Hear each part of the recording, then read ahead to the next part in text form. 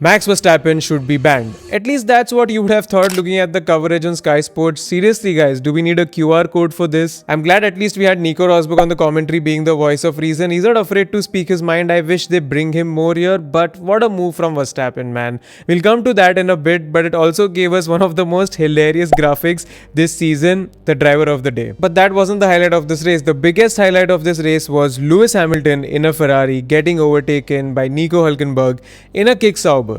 Yeah, that's the real footage. At least that's how I saw it. For a change, his qualifying performance was reasonably well. I mean, at one point I thought he's gonna start in P3 when his lap time popped up at the end, but then Russell and Max, both of them set the same exact time, and then that pushed him to P5, but he was looking comfortable with the car. This is one of his strongest tracks, and then we come to the race and he's nowhere. Literally nowhere. Right from the start, he's complaining of balance issues and the car was not feeling right, and on top of that, Leclerc, who started back in P7, had a lot more pace, so we reached a point where they had to swap the cars. So that Lewis was doing his own race. He was fending off Russell quite well. He was on a soft, medium, soft strategy. So when they were on the medium tire stint, the last couple of laps that Lewis put were very good and he was doing fine. But then Mercedes decided to undercut Lewis with Russell. So they pitted him, put him on the soft tires, and Ferrari didn't respond. I was on the live stream talking about it that Ferrari needs to respond because the undercut was very powerful on this circuit, but they pitted Lewis a bit too late. And even then, when they pitted him, it was a slow pit stop, 4.9 seconds. Apparently, that was caused by Lewis not properly stopping the car at the right place. It was a little bit ahead and that caused the delay in the pit stop.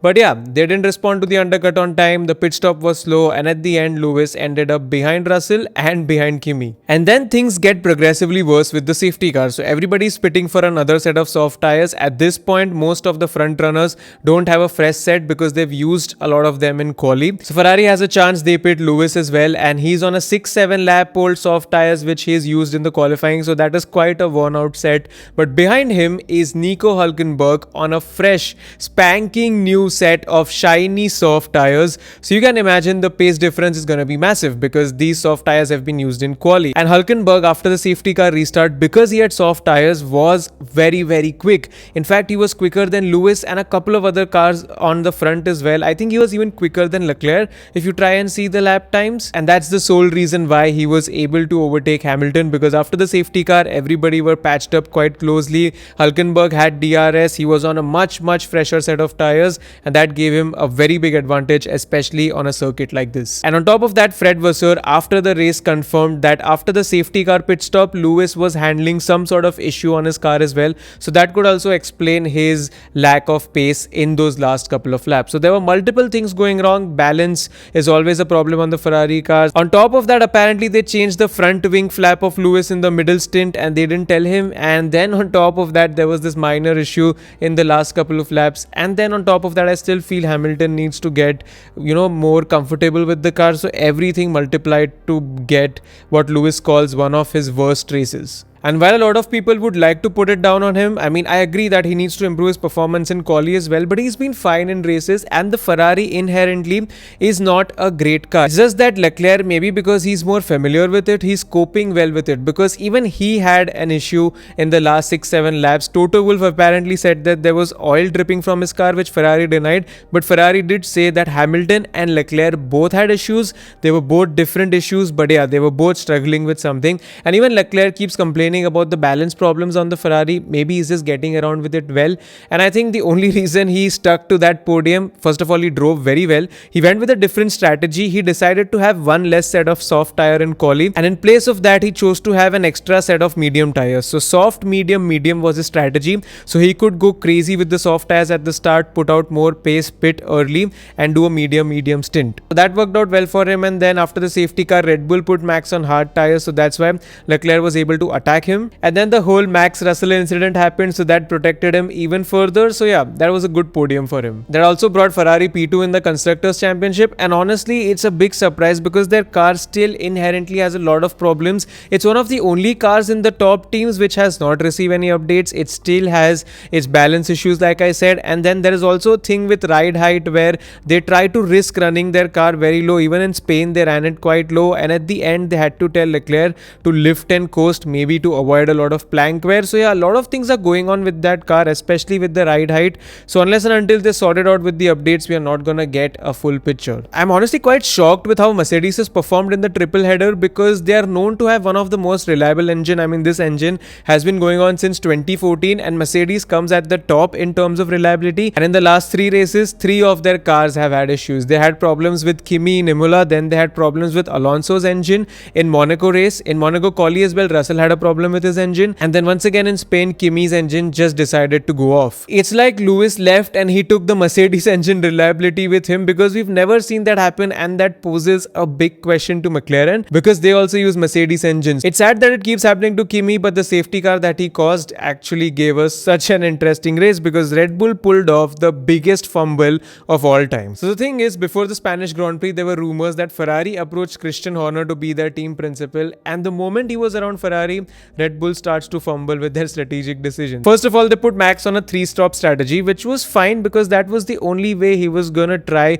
and overtake the McLarens. The McLarens had much better pace, so by just going with the standard strategy, it was not gonna happen. So they took a risk with that. Max had a very good start, he overtook Norris, and a podium was definitely in contention. But then what happens later on? We get this untimely safety car, and then Max was asking what fresh tires do we have, and they just decided to put him on the hard tire. Nobody decided to run the hard tire throughout the race, so I don't know why Red Bull put that. That was a very, very big fumble. They could have just kept him out, or they could have just put a used set of soft tires if they had it, but putting the hard tire was the biggest mistake that they did, because there were only 6 laps that were remaining, and the hard tire takes time to warm up. Especially the hard tire in this race, the C1, was really bad, takes a lot of time to get up to temperatures, and this was simply not enough. So Max was pissed off about that. You could see at the safety car restart, he almost lost the car because the tires were not up to the temperatures, whereas everybody else around him on soft tires were up to speed very quickly. So he was really pissed off about that. Then Leclerc on the main straight tries to overtake him. They have contact. Now FIA put this under investigation, and they said both of the drivers swerved a little bit and they both could have avoided the collision, and they didn't give any penalty, and both of them were in agreement with it. So yeah, that was not a big deal about that. It was more or less kind of a racing incident, and then that's okay. Leclerc goes past Verstappen, and then in comes George Russell, and even he loses the car a little bit, has contact with Max. So Max has to take the escape route, and then he goes ahead of Russell, and that's where Red Bull comes with a radio message where they are like, Max, give the position back. Now this completely tips Verstappen off, because he's like, Russell pushed me off, I had to take the escape route, why the hell would I give the position back? But if you go and see the replays, Russell was actually ahead at the apex. So by the rules that FIA has given for overtaking, which Red Bull has exploited a lot, and Max has been ahead of the apex and not given the position and maintained the position, this has happened a lot of times. So maybe I feel because Red Bull has taken an advantage of this rule a lot, they thought that the same is going to happen this time with Russell, and Max might be in the wrong and he might be getting a penalty. So just to avoid that, because a penalty after a safety car would cost you a lot, everyone's really close, so 10-second penalty would put you really down. So I think just to avoid that, on the safer side, they asked Max to give the position back. So that pissed Max off even further, and then he got angry, and just in retaliation then he slowed down, let Russell by a little bit, and then chose to make contact with his car. Now first of all, was he supposed to give the position back? No, he wasn't, because it was Russell's fault. He kind of lost the car a little bit and made contact with Verstappen, because of which Verstappen had to go out. So in the FIA document, it was said that no, he did not have to give the position back. Then Max's retaliation, where he purposely, intentionally went and hit another car, that was completely wrong. And that 10-second penalty honestly was quite lenient. See, when you make contact, when you're attacking aggressively or defending aggressively, that's a different thing. But when you go and intentionally hit a car, that's not allowed in F1. People have gotten disqualified over this. Vettel did this in 2017. That was the last recent incident that I can think of, and even then he got a 10-second stop and go penalty. So 10-second was very lenient, and honestly it should have been a harsher penalty. I'm not talking about a disqualification. I mean, Russell got a drive-through penalty for doing that cut last week in Monaco.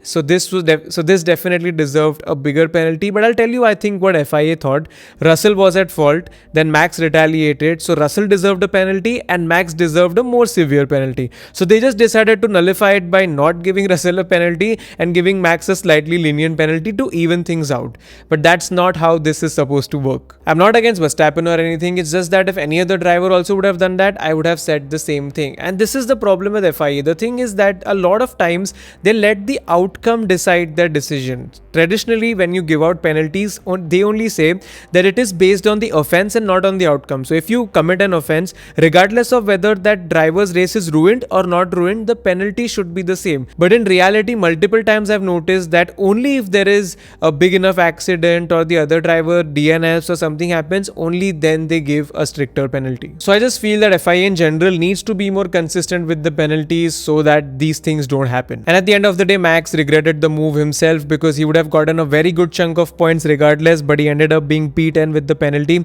and lost like 9 points, which is very important in the championship. But I think like he said in the post-race interviews, the championship hopes more or less aren't there because the McLarens are so strong. Everybody thought that the Flexi wing rule is going to expose them, but that did jack shit to their pace because they were so quick, they were rapid, the tire degradation was good. Oscar Piastri put 2 tenths on Lando Norris in qualifying, which is one of the biggest gaps lately in this season, and he was extremely chill throughout the race. Started in P1, finished in P1. He was in his own race, and behind him all of this drama was happening.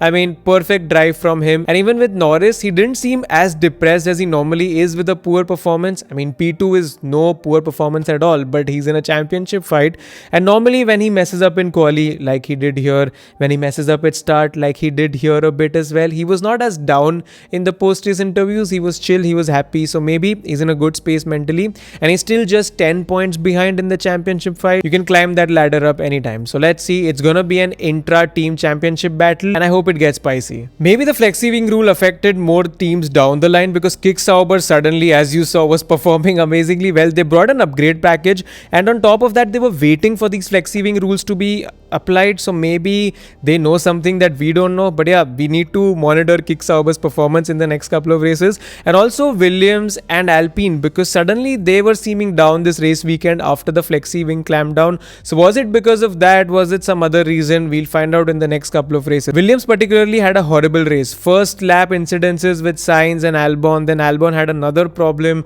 because of which he had to retire the car. That was just too bad for them. It was a weekend to forget, especially for Carlos because it was his home race. Honestly, for me, the most entertaining person this race was Liam Lawson because he was just getting into battles left, right and center with people, dive bombing, pushing people off track. At one point, Lawson and Behrman were so busy fighting amongst themselves that Max, Norris, everybody were lapping them and they didn't know about it, and they almost would have caused an incident there. It was absolutely crazy. And finally, something that we all were waiting for happened. Alonso got into points at his home race. That's one of the best things. At one point, I thought he's not gonna get into points once again. He had a moment, he went off track and he was not looking that great, but eventually with the safety car, with the Max penalty, he got into points. Good for him. A lot of people were also confused about why Stroll was not replaced by another driver in the race. Well, there is an FIA rule that you at least have to take part in the qualifying. I think it's qualifying and FP3, like Behrman did in Saudi last year. Like he took part in FP3 quali,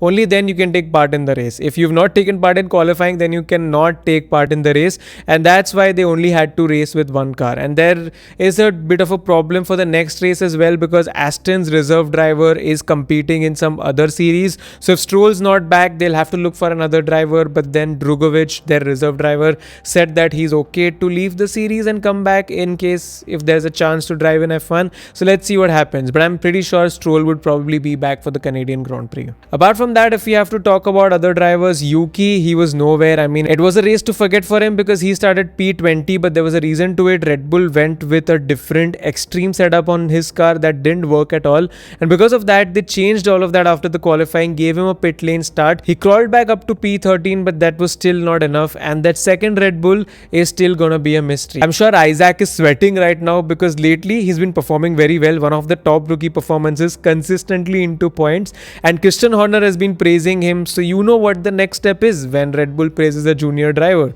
They they put him in that second Red Bull seat. So poor guy must already be stressed out about that demotion, but let's see what happens with that second Red Bull seat. Let's see how Yuki catches up. But more or less, that's your review of the Spanish Grand Prix. Quite eventful, initially quite boring, ended up very entertaining in the last 6-7 laps. Lot of things to talk about, so I hope I covered everything. And if you guys have any opinions that you want to share about this race, opinions on the Max Russell incident, opinion on Max's penalty, opinion on cars performances from Ferrari or any other team, let me know in the comments. Let's have a discussion, productive one hopefully, and not a toxic one. And I'll see you guys after the Canadian Grand Prix. We do live race watch alongs for every race, so you can join in for the Canadian Grand Prix next to next weekend. And for more updates, you can always follow my Instagram page, Your F1 Guy. We put up a lot of memes there, a lot of explainer videos, a lot of stuff, so do follow me there and subscribe to this channel if you haven't already. I'll catch up with you guys after the next race.